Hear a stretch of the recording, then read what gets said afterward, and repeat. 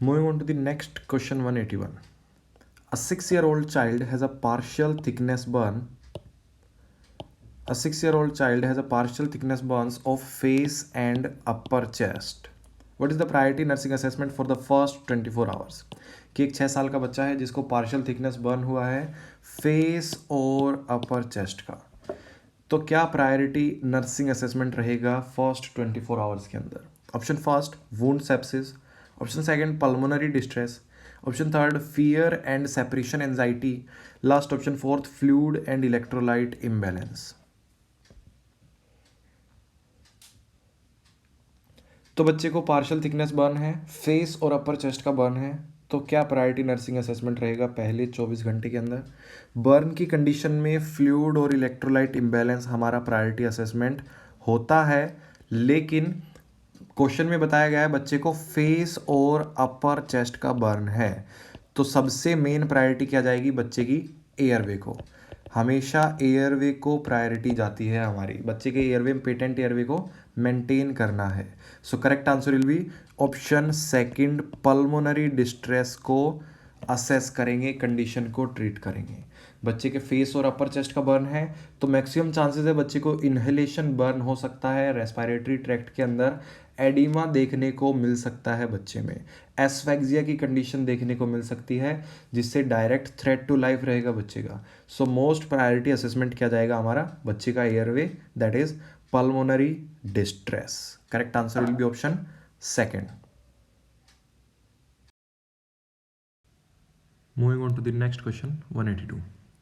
A 15-year-old adolescent is admitted with partial and full thickness burn of the arms and upper torso.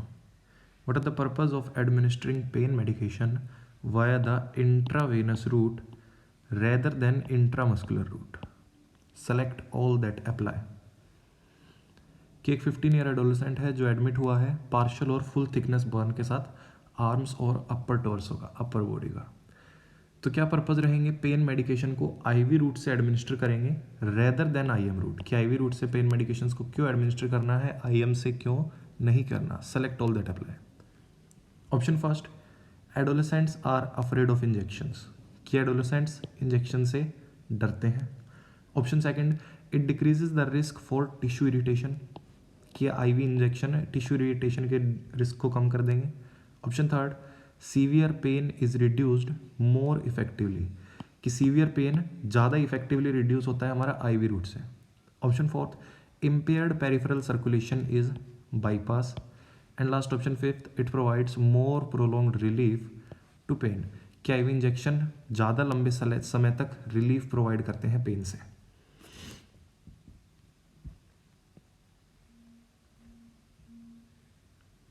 So the correct answer will be option third and fourth, कि जो ivy injection है हमारे वो severe pain को ज़्यादा effectively reduce करते हैं। Ivy injection, ivy route से अगर हम इंजेक्शन देते हैं तो डायरेक्ट ब्लड सर्कुलेशन में जाएगा, अर्ली इफेक्ट देखने को मिलेगा। ऑप्शन फोर्थ है कि इम्पेयर्ड कर देते हैं इम्पेयर्ड पेरिफेरल सर्कुलेशन को बाईपास कर देता है हमारा आईवी रूट। कि जो पेरिफेरल सर्कुलेशन इम्पेयर्ड हुआ है उसको बाईपास करेगा, डायरेक्ट हमारा ब्लड के अंदर जा रहा है, तो अगर कोई टिश्यू डैमेज है तो उसको बाईपास करके डायरेक्ट ब्लड सर्कुलेशन में जाता है हमारा आईवी रूट से। So correct answer will be option third and option fourth. Moving on to the next question 183. What should the nurse teach parents is the major influence on the eating habits of early school age children? कि nurse teach कर रही है parents को major influence on eating habits of early school age children. कि एक early school age children है उसके ऊपर क्या मेजर इन्फ्लुएंस होगा उसकी ईटिंग हैबिट्स पर। तो नर्स पेरेंट्स को क्या बता रही है कि जो अर्ली स्कूल एज चिल्ड्रन है उसकी ईटिंग हैबिट्स पर क्या मेजर इन्फ्लुएंस देखने को मिलेगा। Option first, smell and appearance of food. Option second, availability. Option third, food preference of peer group. And option fourth, example of parents and siblings at meal time.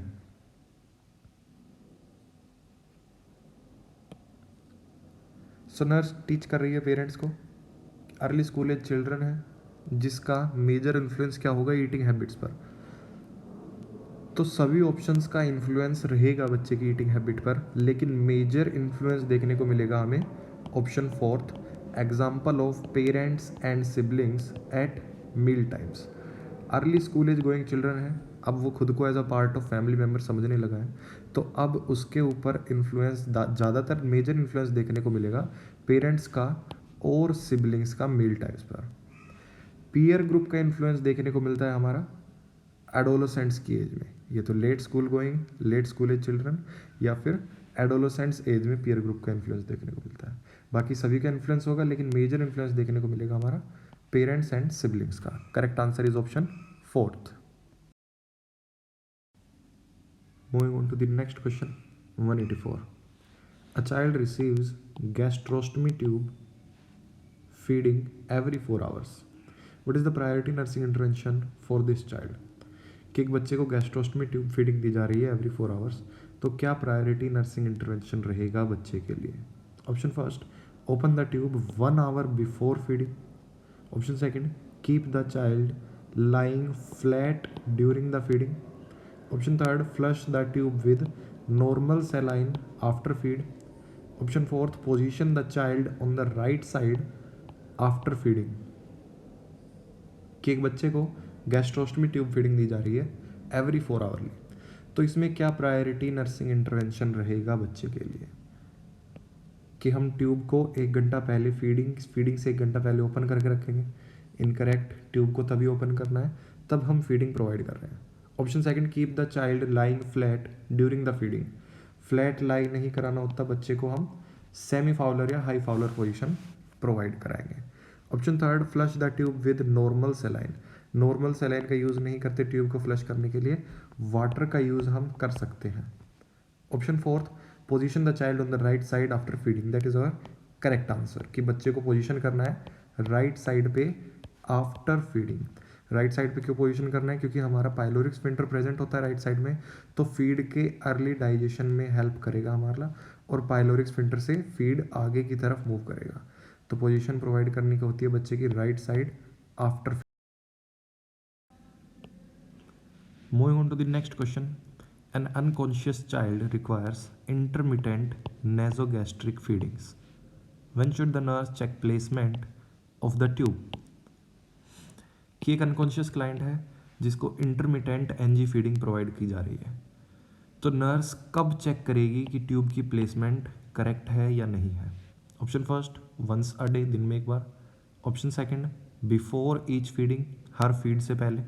Option third, at every shift change, जब भी shift change होगी। Option fourth, during the night shift, night shift के दौरान। So correct answer will be option second, before each feeding. हर feed provide करने से पहले tube की प्लेसमेंट को चेक करना ज़रूरी है। ट्यूब से गैस्ट्रिक कंटेंट को एस्पिरेट करके चेक करेगी नर्स कि ट्यूब हमारी प्रॉपरली प्लेस्ड है या नहीं है। So correct answer will be option second. Moving on to the next question, 186. A nurse is obtaining a health history from the parents of a child with celiac disease. What characteristic does the nurse expect when the parents describe their child's stool? कि एक nurse है जो कि health history ले रही है from parents से जिनके बच्चे को सीलिएक डिसीज़ प्रेजेंट है, तो क्या कैरेक्टरिस्टिक नर्स एक्सपेक्ट करेगी पेरेंट्स के द्वारा डिस्क्राइब किया जाएगा बच्चे के स्टूल से? कि एक बच्चा है जिसको सीलिएक डिसीज की कंडीशन है, तो उसकी स्टूल की कैरेक्टरिस्टिक्स क्या देखने को मिलेगी? Option first, small pale mucoid. Option second, large frothy green. Option third, large pale foul smelling. And last option fourth, moderate green and foul smelling.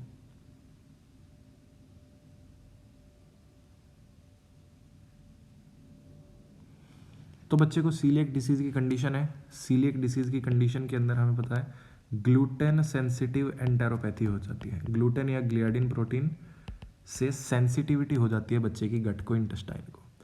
तो सीलिएक डिसीज़ में ग्लूटेन सेंसिटिव एंटेरोपैथी में बच्चे में large pale फ्रोदी stool देखने को मिलता है। Large pale frothy and foul smelling stool देखने को मिलेगा।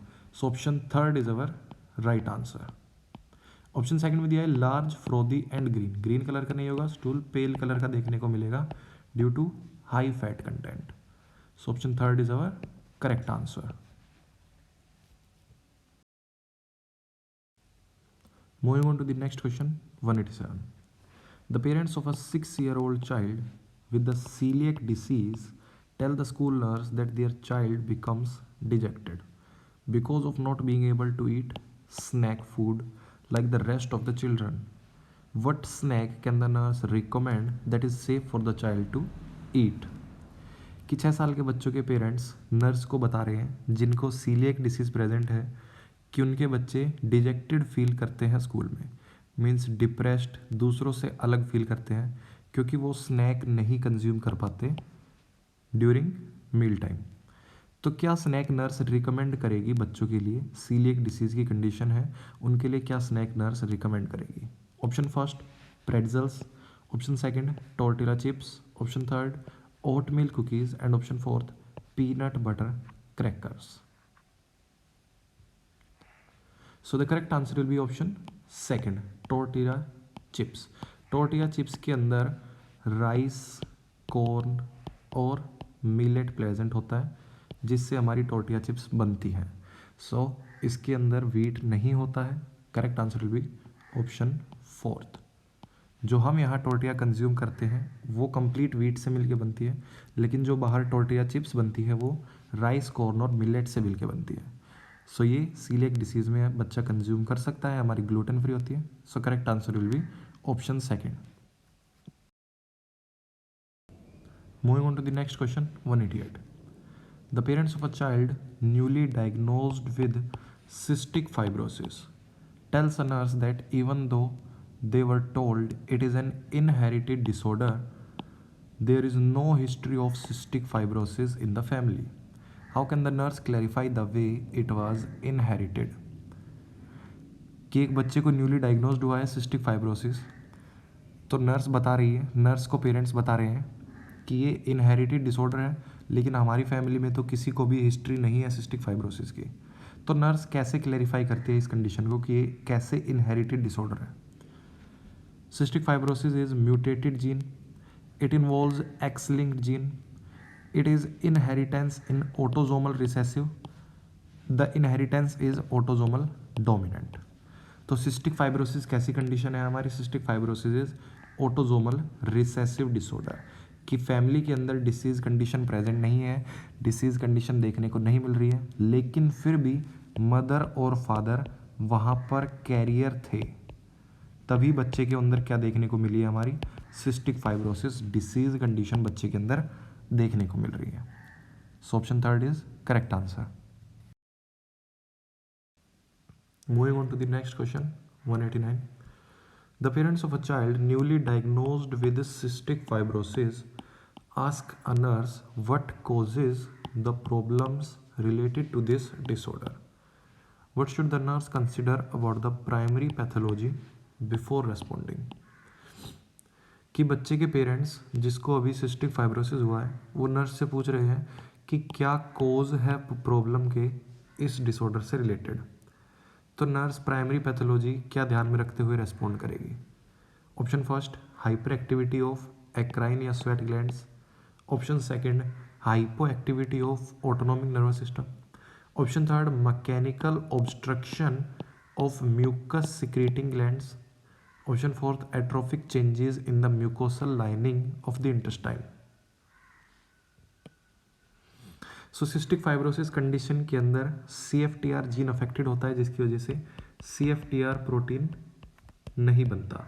CFTR प्रोटीन ना बनने की वजह से हमारे क्लोरीन आयन की एक्सचेंज नहीं हो पाती बिटवीन सेल्स। क्लोरीन आयन की एक्सचेंज नहीं हो पाती है तो वो म्यूकस को वॉश आउट नहीं कर पाता, क्लीन आउट नहीं कर पाता, जिसकी वजह से म्यूकस की वजह से ऑब्स्ट्रक्शन देखने को मिलती है हमारी पाथवेज में। So option third is a correct answer.